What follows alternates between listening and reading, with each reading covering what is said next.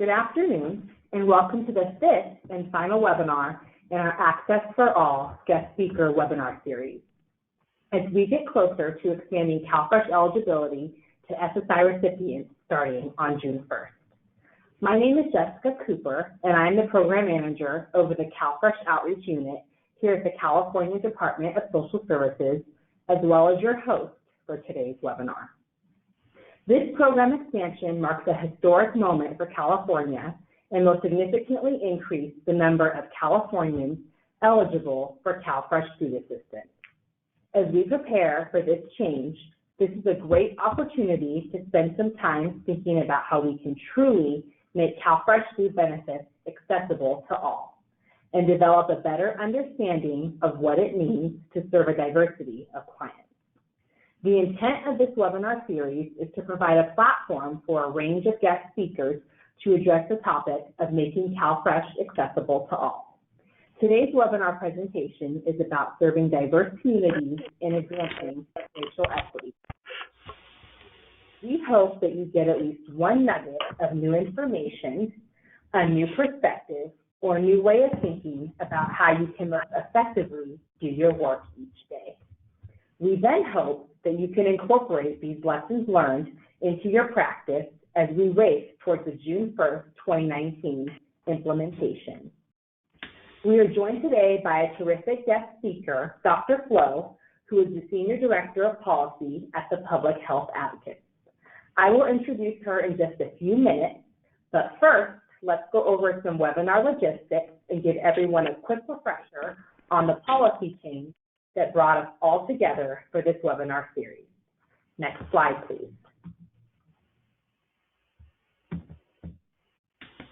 Today's webinar will be in listen-only mode, which means you can hear us either through your telephone or through your computer, but note that all lines will be muted during the presentation. We are happy to be offering live closed captioning for people with hearing challenges by clicking the link shown on your screen, and we will upload closed caption versions of each webinar to our webpage at cdss.ca.gov/CalFreshSSI. This brings me to the next logistical detail. How do you ask questions? Next slide, please.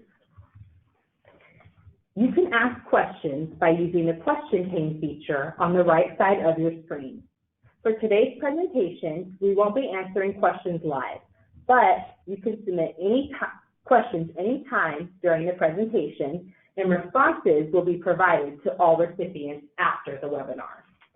Responses will also be posted on our website along with all the materials and a recording of today's presentation. Next slide, please. And if you missed any of the previous webinars or want to download copies of the materials, please visit our website shown on screen at cdss.ca.gov/info-resources/CalFresh/training. Next slide, please.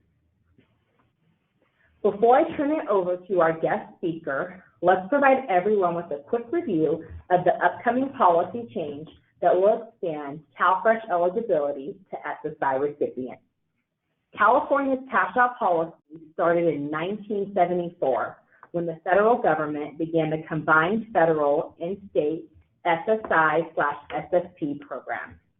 At the time, states were allowed to increase the SSP portion of the grant instead of administering what was then known as the food stamp program. California opted for this cash-out policy and increased the monthly SSP grant by $10.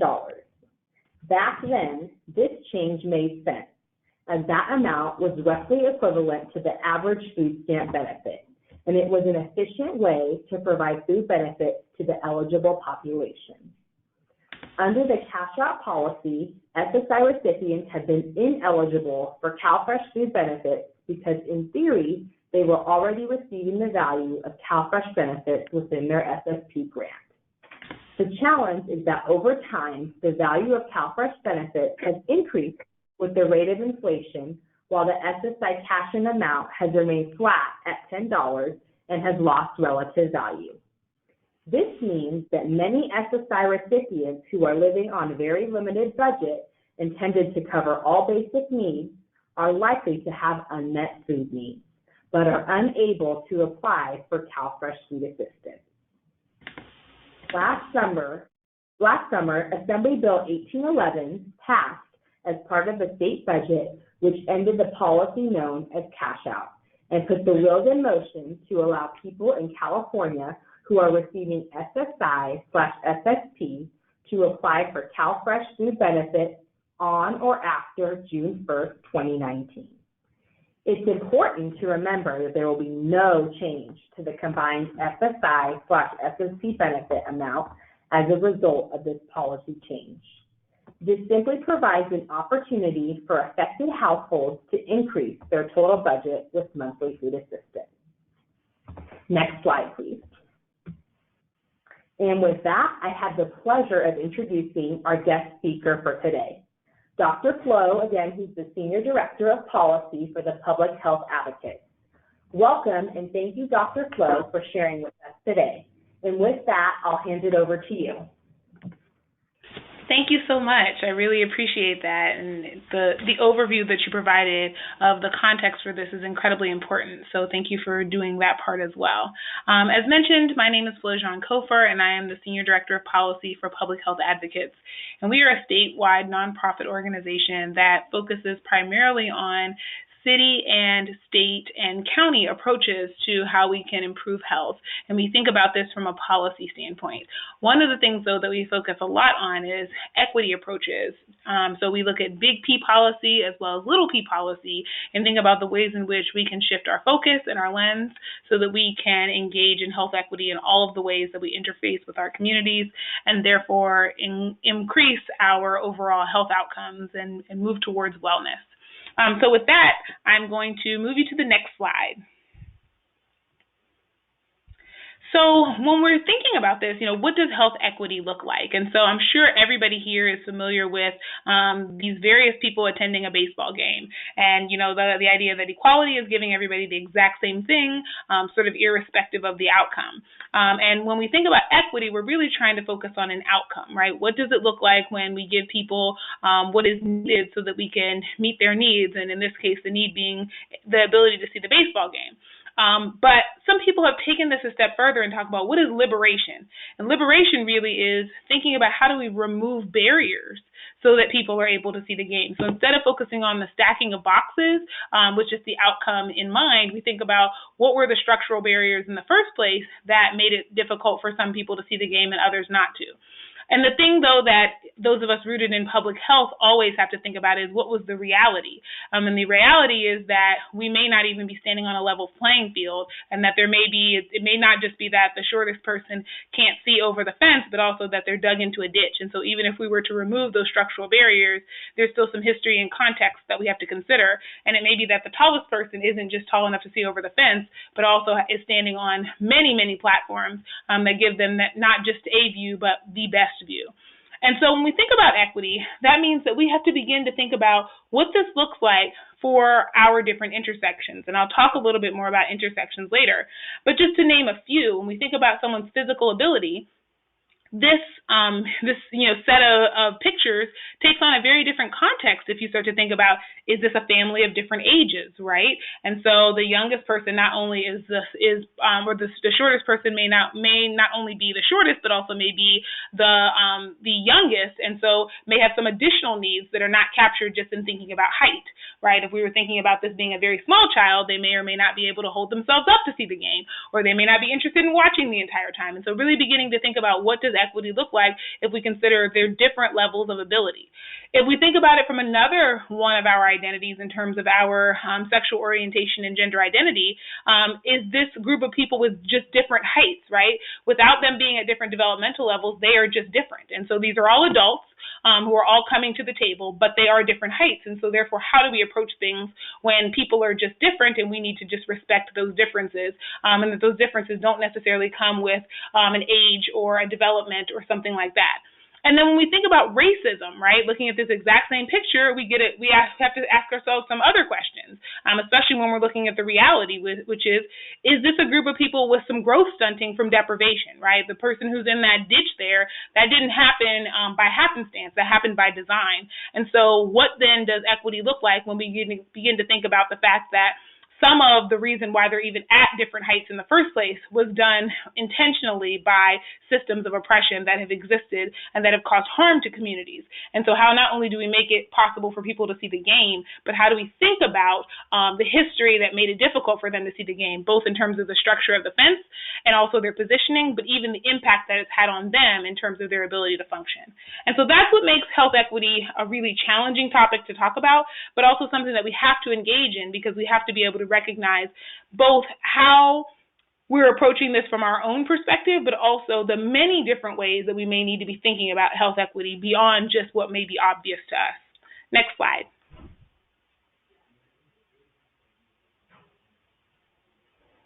So when we're thinking about a health inequity, we are thinking about a systematic and unjust difference in health and illness. And it's really important that we distinguish this from health disparities, that this is related to but somewhat different than health disparities, because not all health disparities result from inequities. And so it's important that we're really talking about the ones that are based on membership in an oppressed group or even, with historical or ongoing restricted access to societal resources. And by resources, we mean both societal standing, but also tangible and physical resources. And so the big thing for us to remember about this is that this is not natural. This is not the way things should be, and that what we're really looking at when we talk about a health inequity is an injustice. And so we are trying to right an injustice. This makes this a social justice issue. Next slide, please. So when we're thinking about these new approaches to tackle the root causes of health inequity, there are a lot that we have to think about, right? So we have to think about the power of a narrative. We have to think about, the socio-ecological model as it is compared to the medical model, right? And so the socio-ecological model says, look upstream and think about the factors that are influencing people's health. And the medical model says, sort of, how do we make sure that people who are unhealthy can have the treatments or whatever they need to restore their health, but it doesn't really look as much in a traditional sense at what we can do for primary prevention. If we begin to think about this from the perspective of sort of, the various ways to tackle these root causes, we have to talk about chronic stress. We have to talk about context and where people live and what role that plays in people's lives. We have to talk about, the role that the inequality that we see, especially the income inequality and the wealth gaps, how that then places a strain on families and communities. And so how all of these factors are contextual. And so when we're looking at something like service delivery of a particular program, we have to recognize that that program is one of many that people are interfacing with, and that the rest of the context of their lives is going to impact not only how they're able to access services, but what else is going on in terms of what those services are layered on top of. Next slide. So one of the things that we certainly have to consider here is what the definition of racism is, right? Because we often will talk about sort of how these things come together, but we're not always clear about what we're talking about when we're talking about, in particular, racism. And I'm going to use racism here, but there are some ways in which this can be a parallel to some of the other identities that we have. And so I want us to begin to think about them in these 4 different ways. The first is personally mediated racism. And that is the racism that I sometimes jokingly like to refer to as Disney racism. And that's not because it's overpriced and you have to wait in line for several hours to get it, but it's because it's a type of racism that even a 4-year-old can identify. This is the racism where people are treated differently based on their membership in a group or what they look like. And that part is often where our conversation about racism ends. It's why people will say statements like, I'm not racist. And to that, I always want to say, well, that's a wonderful thing, but it's somewhat inconsequential because that's not the only type of racism that exists. And so your personal feelings and behaviors sometimes don't even matter for racism to still rear its ugly head. And so then that brings us to internalized racism. And internalized racism is when people who are members of certain communities begin to believe the negative messages about themselves and their intrinsic worth. And so we certainly see that in concepts like stereotype threat, where Black and Latino students will perform worse on a task if they're given it, if they're asked to write down their race or ethnicity before they perform the task, than they do if they're not. And part of that is because it triggers a stress response in them, that they are maybe asked to perform this task, and that their performance on it may have larger implications for how their entire group is viewed. And so it conjures up these images of low academic performance among Black and Latino students, and so they feel additional stress to overperform when they've been asked to write that down because they feel like they are a representative of a group. And that same pressure is not seen when they're not asked about their race or ethnicity before they are tasked with an assignment. And so that's a type of internalized racism, right, where you're accepting this and it's creating stress because of your ascribing to some of these detrimental beliefs. And then there's cultural racism. And cultural racism really determines which group qualities and characteristics are valued or devalued, right? In a Western context, it's the idea that we see being a fully formed, mature adult as moving out of your parents' home and living on your own. Where in many communities, that's not the way that you achieve maturation. Maturation may be achieved in other ways, and they don't involve sort of flying the coop as we see it here in a U.S. context. And so that is then determining that when you're not making the move through those milestones as defined in a Western context, that is deciding that the Western context is the right way, and therefore you're not maturing because you're not moving through in the way that we've decided is valuable or preferred. Another example is sort of the globalization of beauty norms, right? So if you think about most of the world's population, having light skin, light eyes, and light hair is not necessarily an appropriate beauty norm. But because most of the world's population, most of the countries on our planet were at some point colonized by Western Europe, in fact, there are only between 5 to 12, depending on how you define true colonization, countries on the entire globe that were never colonized by this small group of countries, it means that for most people groups throughout the world, you see blonde hair, blue eyes, and white skin as a beauty norm and as a preferred way of looking. And part of that is because racism is a structural problem of both economic and social value. And so that means that people who look more like the people in power often have more privileges. And so there is a benefit, both economically and socially, to looking more like the people in power. And since there's a small group of people who have had global power for a very long time, many people throughout the world have begun to ascribe value in looking more like them. And so those are three of the types of racism. But the important one, the one that we often overlook, that is incredibly powerful in the way in which it essentially controls our structures and our operations on a day-to-day basis, is the one I skipped over, and that's institutional racism. And that's where we have race and class-based policies and practices. They can be formal or informal, but they can often live on beyond the time that they were in effect.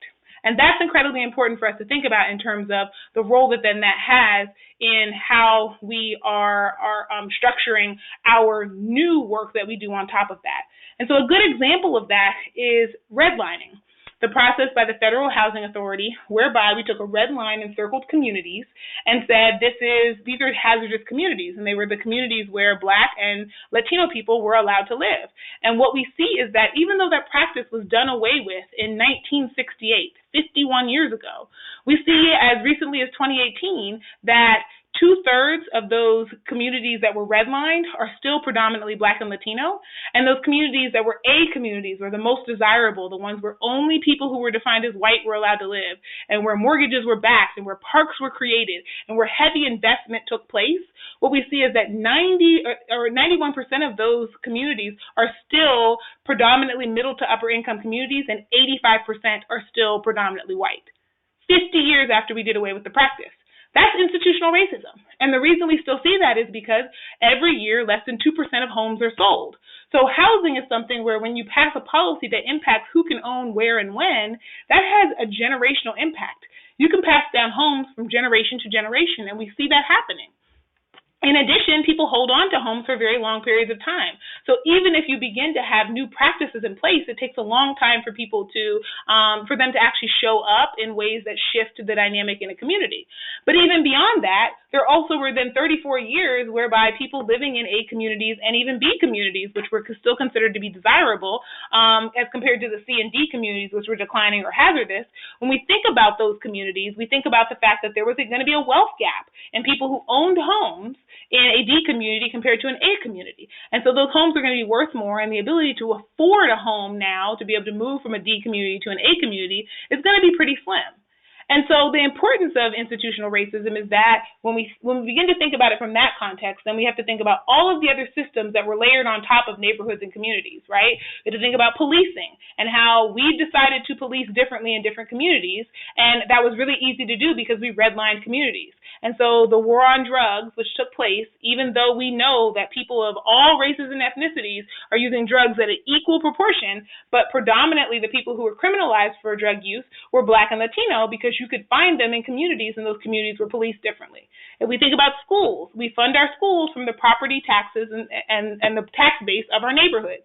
And so since we know redlining happened, and since we still see the impacts of that 50 years later, our entire school system is rooted on top of this redline process. So that's the influence of institutional racism, and it's why it's so important for us to talk about. Because institutional racism doesn't require that you are personally racist in the year 2019. All it requires is that we have historical systems that are set up in this way that we have not done anything about in terms of actually righting the wrongs that were created by that, and then we continue to build upon them. And so that is why it's important for us to recognize the types of racism, because we may not be dealing with personally mediated racism, we may be dealing with institutional racism. And all of us work for and interface on a regular basis with institutions that have a history and have a context and oftentimes that context is relevant to what has previously happened and what our policies of the day were. And so we have to do some reconciling with that if we don't want to continue to mass produce the same patterns we've always seen. Next slide. So the other thing that we have to think about is that in addition to the racism that communities have experienced, there also is childhood and community trauma.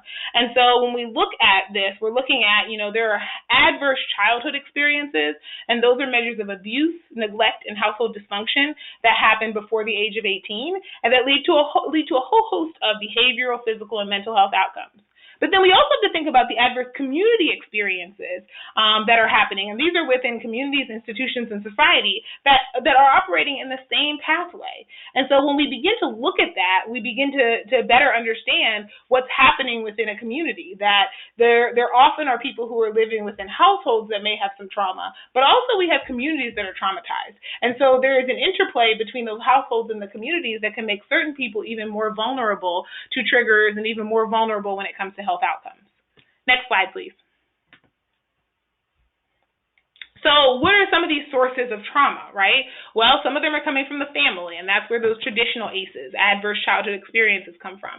And that's looking at, physical, sexual, emotional abuse or neglect, witnessing domestic violence, parental drug use or mental illness, even loss of a caregiver from death, divorce, or even imprisonment. And so those are some of the traditional ACEs. But then when we begin to think about a community, we have to think about some of the institutions that are in the community, the schools and the neighborhoods. And so the same can be happening in terms of the physical and sexual abuse and assault, but also witnessing violence or even the threat of violence, the bullying and teasing that can occur, and also some of these institutional issues related to, lack of safe housing and transportation and basic service provision.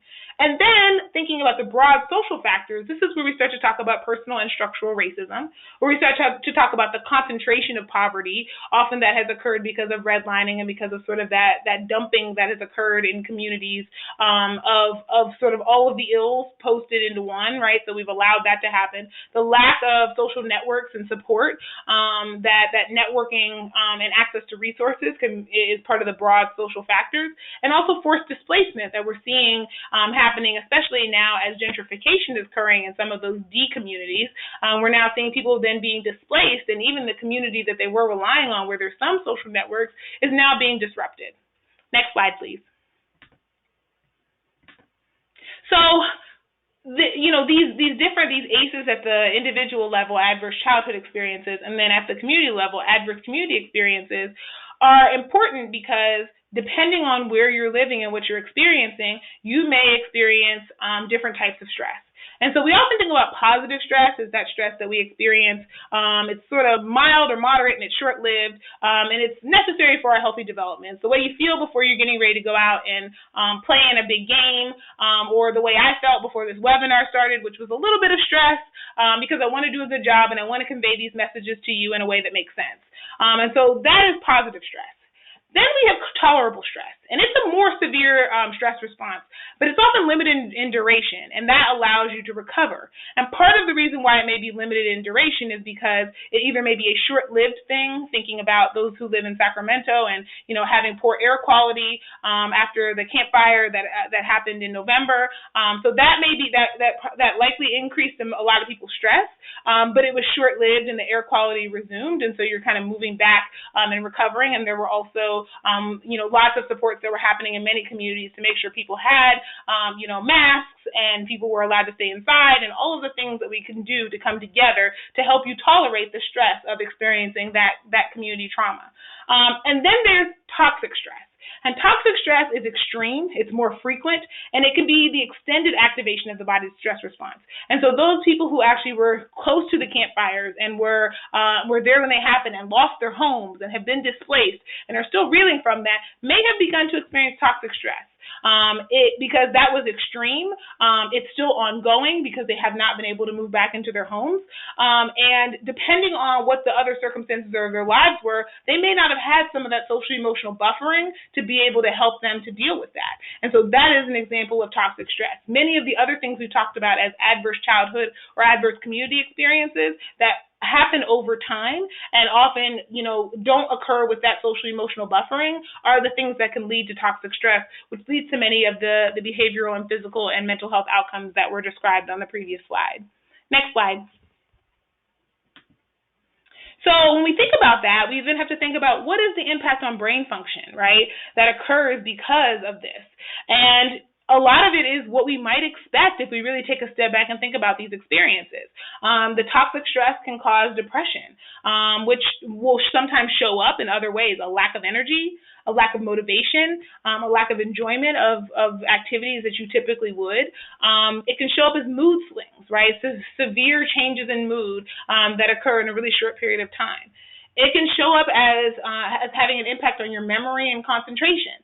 When we think about this is sort of the body's way of protecting us from some of these experiences. And so I often say to people, it's really not helpful for us to remember the worst day of our lives in vivid detail every moment. We wouldn't be able to get much done. And so part of the reason that we have memory loss and difficulty concentrating is because our brains are essentially trying to protect us from some of the traumas we've experienced. The challenge, though, is that it can sometimes be maladaptive, because that also means that when you're trying to, execute other functions in your life and you're having trouble remembering and concentrating, that you're not able to execute as well, and it has consequences for your own well-being. The same thing is true for sleep disturbances. For our populations that are experiencing homelessness, it's probably not a great idea to sleep soundly through the night, especially if you're sleeping in a place that is new to you, or you're sleeping in your car, or maybe even out in public. But then we also know through a pretty extensive literature that chronic sleep deprivation has the same impact on our neurological function as intoxication does. And so we have people walking around sort of dry drunk on a regular basis in terms of their capacity for function and reason and all of that, because of the impact of that chronic sleep deprivation. Hypervigilance. If you've experienced some of these traumas, you may then begin to experience that hypervigilance because you're afraid of it happening again. This is a very common response. And also the loss of self-control because of triggering and because of severe mood swings. And, for those who are experiencing some physical violence, it also can be a defense mechanism to, hit first and ask questions later. And again, which is maladaptive when you're in a situation where people are trying to help you or where it's not physically violent, but is your body's way of protecting you, of activating that fight or flight response if you're in a situation where your physical well-being and your physical safety has been threatened. And so all of these things then have this impact on your sense of self and attachments, because people are often aware that they're going through this, but they don't have the context of understanding why. And so they both feel powerless to do anything about it, but at the same time, also not having a great response to this, is not having a great feeling about how this is their response to the things that are happening in their lives. Next slide. So part of what I wanted to do by kind of framing some of these equity issues in this way and bringing our attention to this is that it is incredibly important to take our life lessons from Southwest or United or Delta or whoever your airline of preference is. And one of the things that they always go through during the safety demonstration is putting on your own oxygen mask before assisting others. And that's incredibly important, because if we don't, we're not really in a position to begin to think about how we're able to serve others, and we're not in a great position to do it either. And so part of that has to be an increased awareness on our part of what we're bringing to the table in every interaction, because equity is not just something that those people over there have to deal with. It's something all of us have to deal with, because we're all part of the power dynamic that can replicate these systems. Next slide, please. So when we think about this, we're actually talking about intersectionality. And the best way that I describe intersectionality in a colloquial way is to describe it this way. We've all had that experience, for those of us who drive, where we have approached a four-way intersection at the same time as three other people, usually during a busy time of the day. And it is unclear who is supposed to go first and who has the right of way. And so we do this dance where we tell the other people to go, and then the moment that somebody finally decides to, we all decide to go. And then we all slam on the brakes, and then in a frustrated way, we start to then signal for somebody to go, and we're both signaling for the other one to go. And we keep doing this dance where we're jerking to a stop because all the cars decide at the same moment, fine, I'll just go. And then all the cars at the same time also decide to defer to the other cars. And so nobody can go first because there isn't a clear right of way, and we're all doing this really frustrating dance. And so that is the concept of intersectionality. It is the concept that we have racism, sexism, so we have our race, our gender, our sexual orientation, our physical ability, the impact of colonialism, the impact of class, all of these things that we're bringing to the table, and we bring them to the table at the same time, that we are not more of our race than we are our gender. They both exist at the same time. You can't see me, but I am a Black woman, and I am not Black some days and a woman other days. I am Black and woman in equal proportions every single day. And so my experience is going to be different than women of a different race or ethnicity than me, and also men of the same race or ethnicity as me. And so that's important for us to understand that we're bringing that to the table, and that does not go away. And so this concept of intersectionality is important for us to recognize, because we have to recognize what we're bringing to the table and who we are in this process. Next slide, please. So Renee Myers has this group of ways of kind of understanding how the United States has been organized in the past in terms of who has power and who is sort of part of what she calls a one-up community, and who does not, in terms of who is considered to be from a one-down community. And the full chart is not here, so this is certainly not exhaustive, and neither is hers. But it talks about sort of what that means in terms of when we think about one-up versus one-down. And so it can be helpful for us to go through and just sort of count how many one-up identities do we have and how many one-down identities. And so the way that she describes it is thinking about the one-up identities as the ways in which your identity in that domain may be privileged, may be assumed to be the norm and the expectation, and that can be juxtaposed to the people who may have a one-down identity. Next slide, please.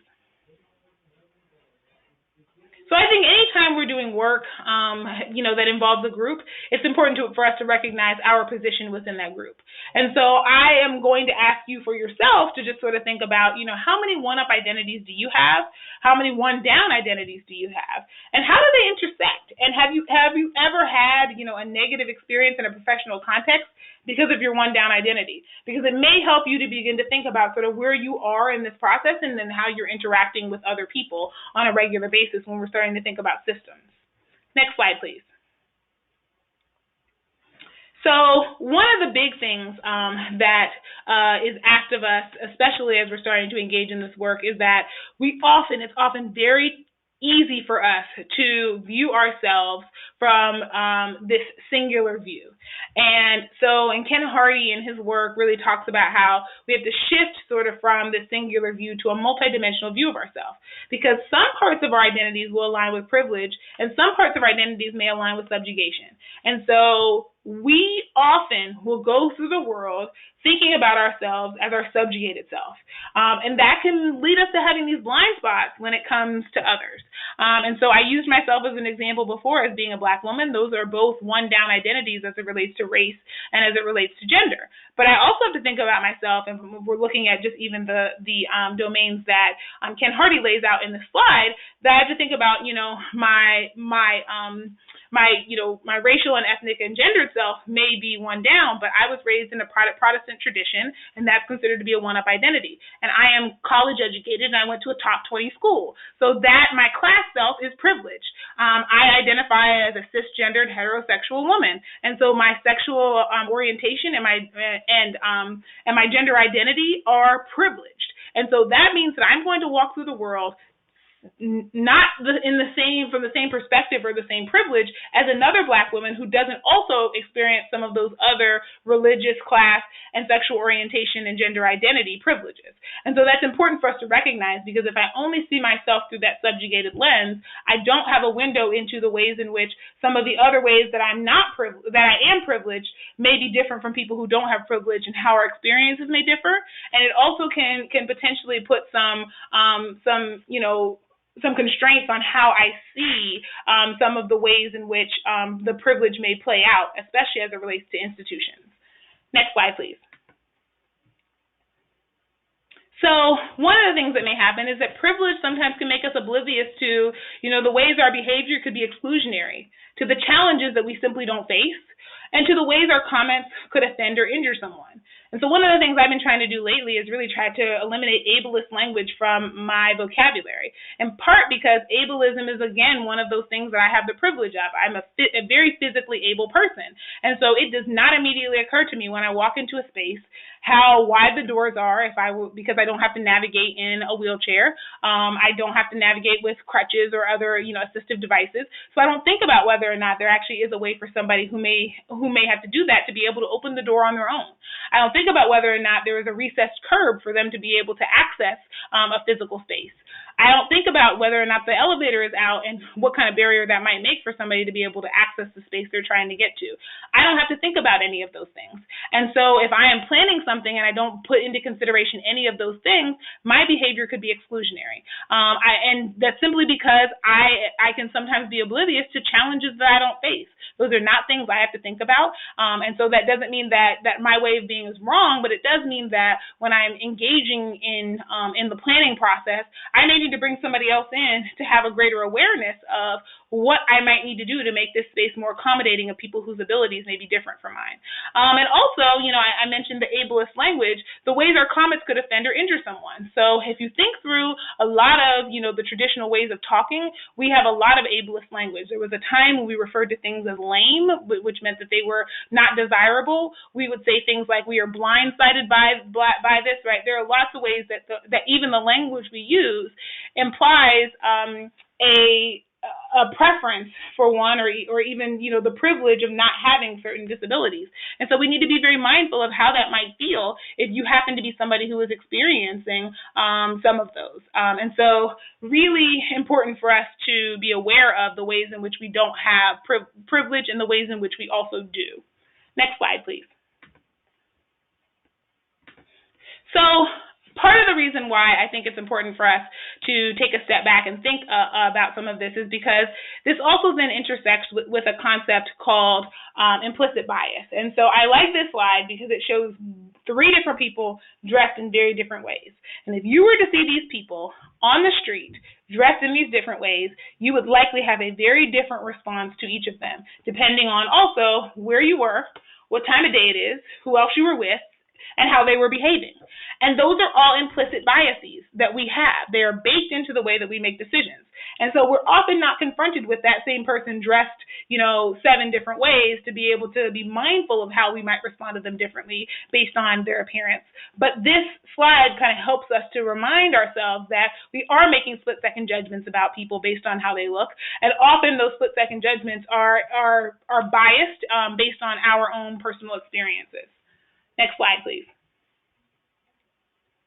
So implicit bias is this idea that we have these attitudes or stereotypes that affect our understanding, our actions, and our decisions in an unconscious manner. And they can be favorable or unfavorable, but they're activated involuntarily.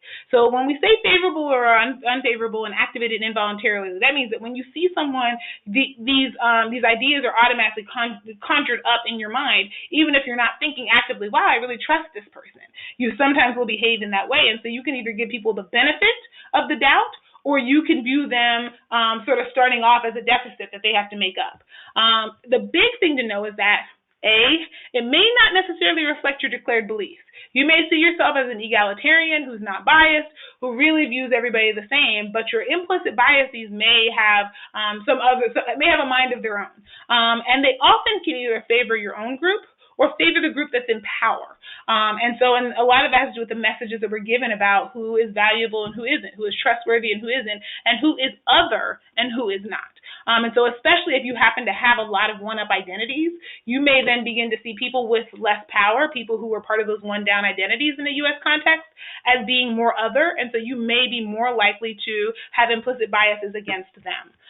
But the important thing to know about implicit bias is that it's malleable, and so with greater awareness and greater understanding of our biases, we actually can begin to shift away from having those biases. Next slide, please. So one of the things that we think are really important as you're thinking about the work that you do, especially with clients, is to, given all the contextual factors we have, given that we make these slap-sucking judgments about people, often based on how they look, often in a very superficial way, and often absent any context about their lived experiences, that it's important for us to often and frequently take a step back and change the frame. It means that instead of asking what's wrong with someone, we need to start asking ourselves, why would a reasonable person behave this way? And the reason for that is sometimes when we see behaviors that feel counterproductive or inappropriate, we immediately go to, what is wrong with this person, instead of asking ourselves what happened. Because if we assume positive intent, we assume that people want to meet their own needs. And then we recognize that sometimes, because of what people have previously experienced of their own, they may engage in what I often call as suicidal attempts to meet their needs. And what that essentially means is ways that are sometimes self-destructive, that they're trying to go about getting a need met, that are viewed by everybody else as inappropriate and detrimental, but they're ultimately just a poor skill set or maybe even a trauma response to trying to get their needs met. And so if we ask why would a reasonable person behave this way, we often will begin to identify barriers. It makes us curious, as opposed to when we think that something is wrong with the person, we immediately go to how do we punish them, and we view them from the perspective of a deficit instead of a barrier. And so that curiosity can be important in terms of how we frame things. And it reminds us that the people who need the most love often ask for it in the most unloving ways. People, it would be a lot easier to render services overall if everybody came in and thanked you for your service and, was really kind and accommodating and followed all of their instructions and did everything by the book. And unfortunately, that's not the case. And in some ways, because the very things that, the very structures that are in place that put people sometimes in a situation where they are in need of additional services are also the structures that have made it very difficult for them to have some of those coping and resilience factors to be able to access those services in the ways that we've structured around them. And so we need to be mindful of that. Next slide, please. So the next thing that we need to do if we are really thinking about equity and engaging in communities is understand the story. Learn the story of where you are, learn the story of where you're working, and learn the story of the people who are coming in and accessing services. Because communities have a history.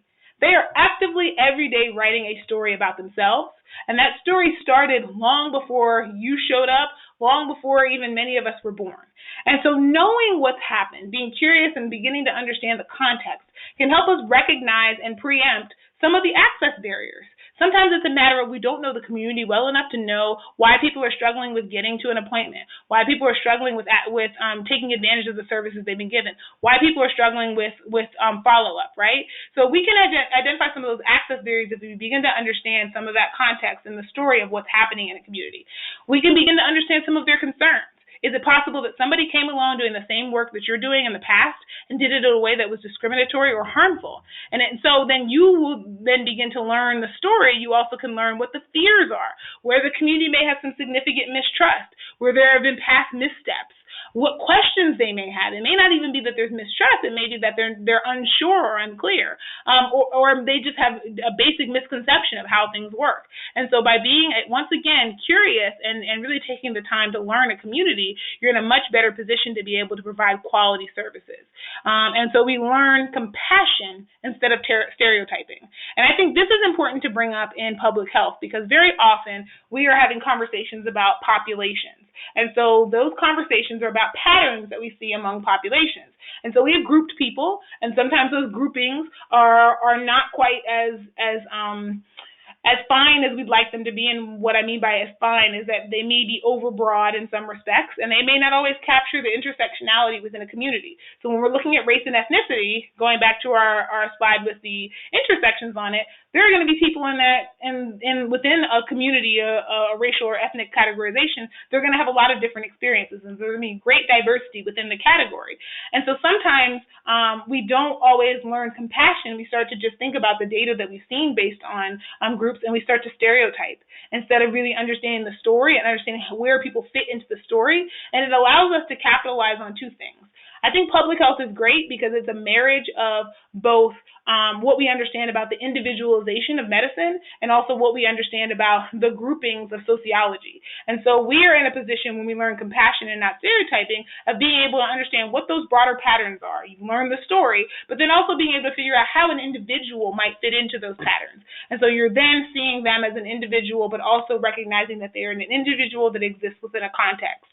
And that's much better than individualizing everybody and taking them out of context, or making everybody a representative of their context and not understanding their own story. Next slide, please.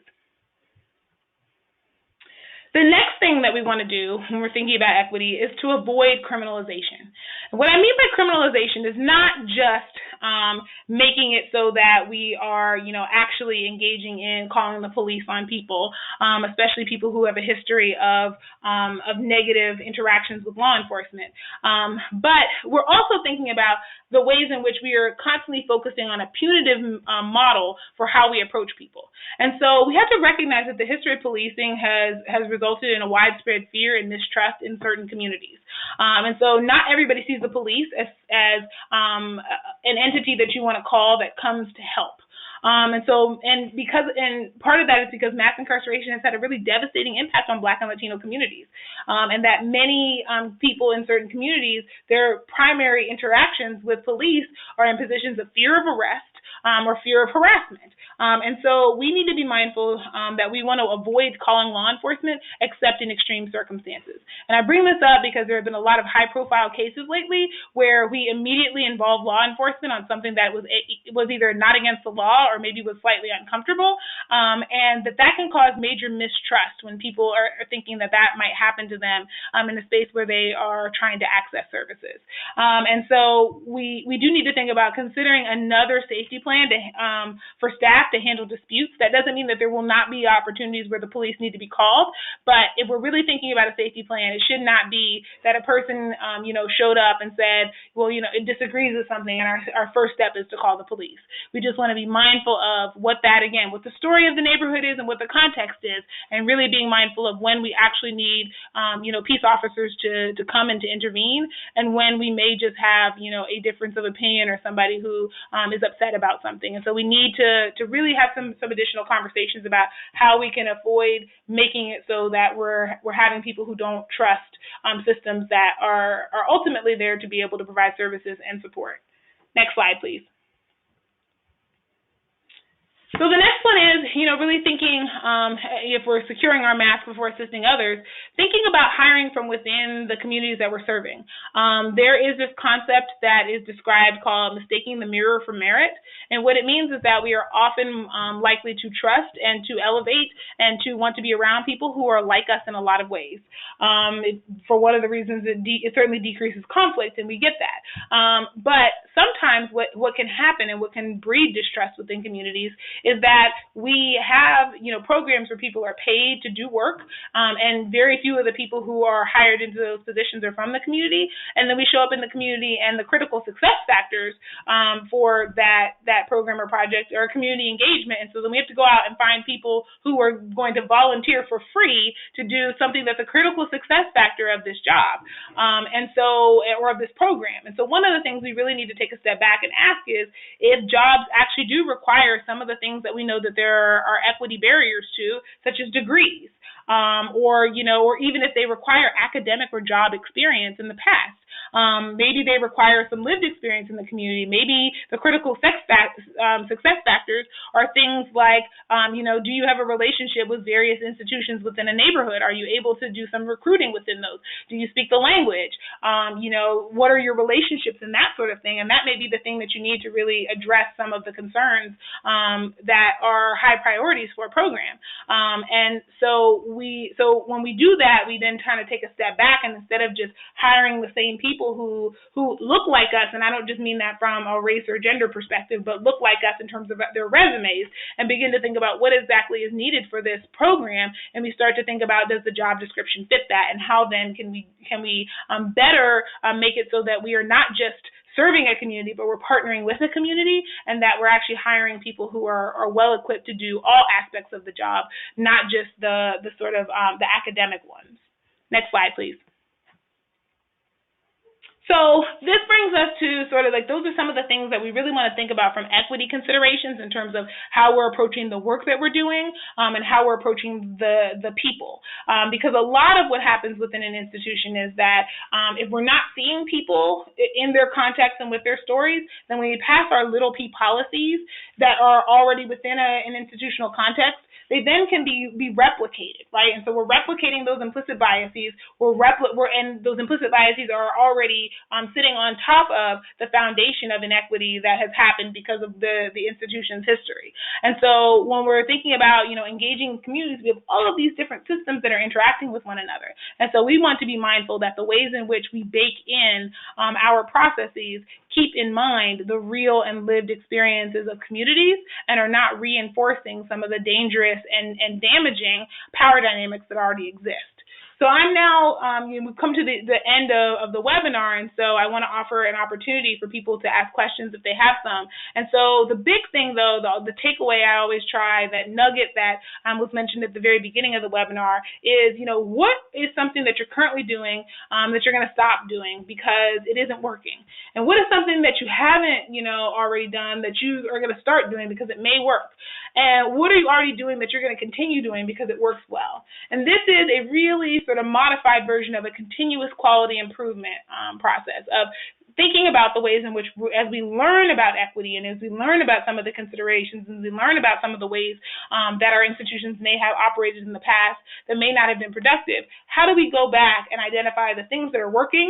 How do we identify the things that we want to innovate or want to try or want to move in that direction because there's some evidence that they can be helpful? And what are some of the things that we're now taking a second look at and saying, this may either be just neutral and may not be helping or hurting, or it really may be something that's not particularly productive to the outcomes we want to see, and what can we do to stop that? And if we engage in this constant reflection over time, we really will begin to move forward. We're always going to have challenges in any work that we do. Nothing is going to be perfect.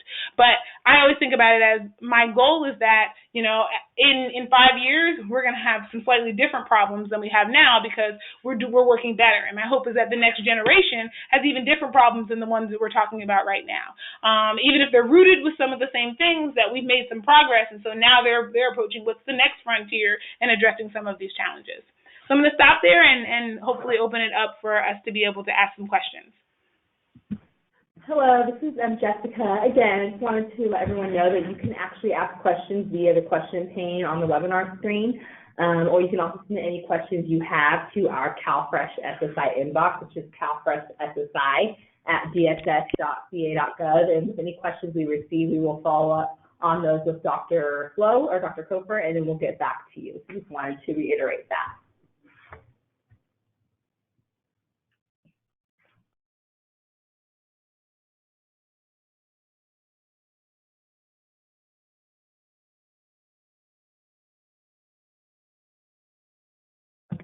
And we're going to go ahead and move on to the next slide. I don't know if Dr. Flo, if you want to go over your resources, but we'll just, as we get questions, we'll follow up with you after the webinar if we get any questions. Absolutely. Yes, we did actually get, this was in a different order than the one I saw before. So, so we think about resources. The goal really here is to continue the conversation and the learning that you're having with these webinars and with some of the other conversations and trainings you may have had. And the big thing is within an organization, you want to develop a common language and understanding.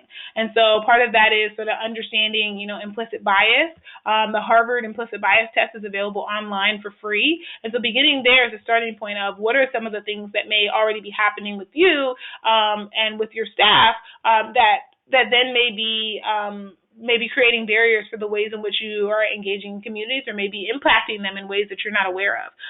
Some of those suggested reading, Debbie Irving has this book, Waking Up White, which is really about sort of recognizing some of the privileges, especially for people who are working in communities of color and who are not from that community. Racism Without Racists, Eduardo Bonilla Silva, really kind of tackles into that conversation about institutional racism and how this can happen even if we don't have, the sort of traditional racists that we've always been able to point to and say, wow, those people are behaving deplorably, like we still have now systems that are acting in this way. Between the World and Me is Ta-Nehisi Coates' book, and it really is kind of an in-depth look at a life lived and how that life is lived with intersection with some of the concepts that we're talking about here. But the big resource that I think is really helpful for a lot of institutions is Brene Meyer's 25 Habits of Culturally Effective People. The main title is What If I Say the Wrong Thing? And it has these short chapters that you can read as a group and go through and kind of think about as it relates to some of those one up and one down identities. That's actually where this is one of the books where that table that I showed that showed the one up and one down identities comes from. And so and she has a lot of language and framing that is really helpful for an organization to identify what some of those challenges may be, and for individuals also to think about the role that they can play in creating some of the institutional shifts that are necessary to see good equity work take root.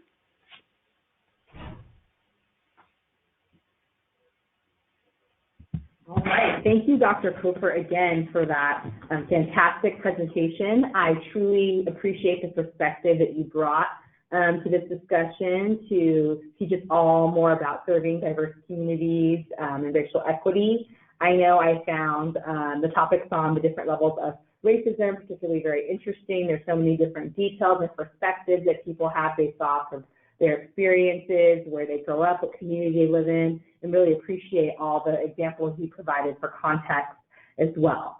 And I hope that our listeners each found some of this information useful to help shape their interactions with people of diverse communities and racial backgrounds. Next slide. And I wanted to highlight a few more resources that are available on our CalFresh SSI webpage.